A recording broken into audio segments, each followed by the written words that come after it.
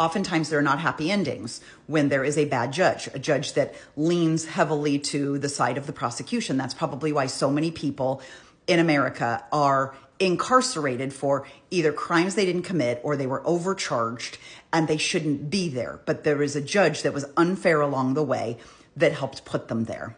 And we don't know how Karen Read's case is going to end. Whether it's good news for Karen or not, we will all know what Judge Bev got away with. But if you've watched the last two videos prior to this, you're going to hear Judge Glanville didn't get away with it. And this is one of those times where someone stepped in to control a bad judge. And it took these defense attorneys going all the way up to the Supreme Court. And it also took a huge amount of public pressure, right?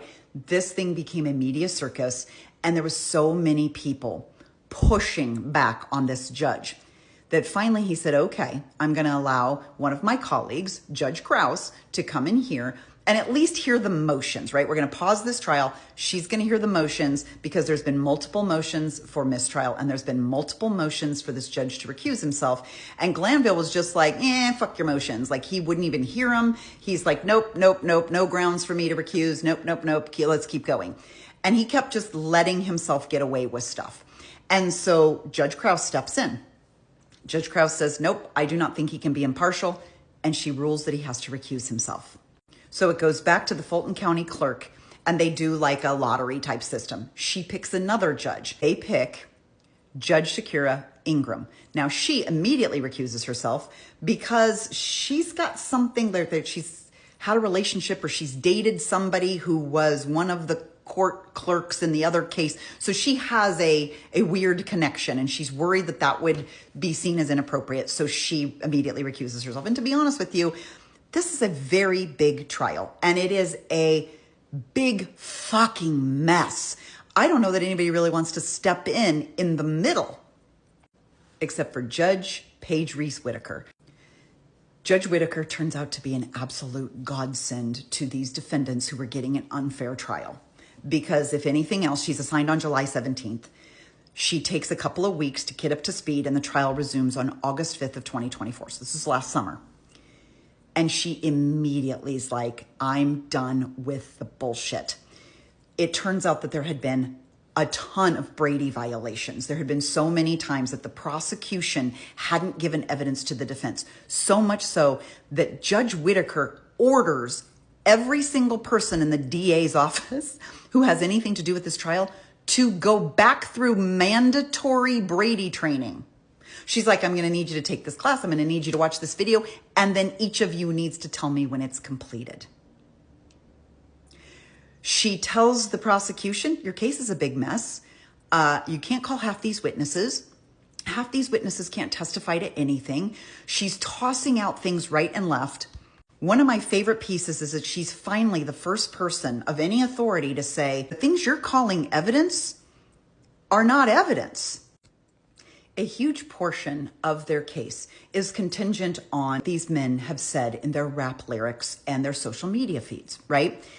And the prosecution is trying to tie their words into being confessions. Kind of like, I hit him. In this case, they would actually take something like a music lyric. And let me just preface this by saying, we know that music is a creative outlet. And there are a lot of things said in song lyrics that a person would sing about but not go out and do. And anybody who says that rap music is inherently violent hasn't listened to country music. Because when you talk about smashing his car with my baseball bat and burning him in his bed and running her over in my truck, country music has its fair share of violence as well.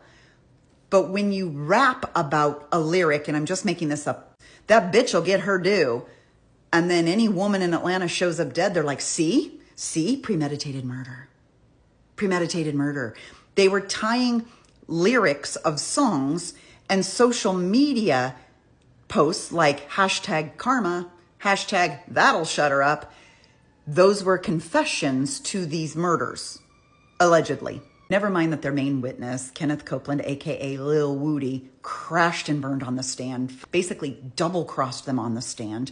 None of the other witnesses would testify to what they really thought that they would testify to. They tried they had the jury listen to hours and hours and hours of police videos, like people actually being in the room doing interviews with the police, because they're saying, well, you said this to the police, but you won't talk about it on the stand. And people are like, bitch, I was lying to the police.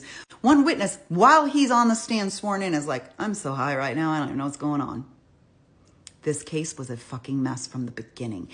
And Glanville was letting it go and letting it go and letting it go and letting them get away with all of this bullshit so that these guys could go down for all sorts of felonies, including numerous counts of RICO, and he wanted to get them in jail for the rest of their lives.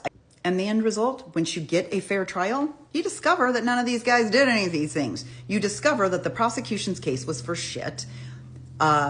Young Thug at some point decides to take a plea to lesser charges so that he can be released from jail and just go home. Like, he is done. He wants to go home. So he pleads to something lesser, and he ends up getting probation for many years. And there's rules about things that he can't do. He can't own guns. He can't live in certain places. He can't go into the city. He has to give a certain number of like charity concerts and do different things. But he gets basically what I consider to kind of be a slap on the wrist, and he walks out. The other co-defendants stay in. The other co-defendants are like, no, we're riding this bitch, because they know they've got the prosecution up against the ropes. The prosecution's case is completely fallen apart. They know it.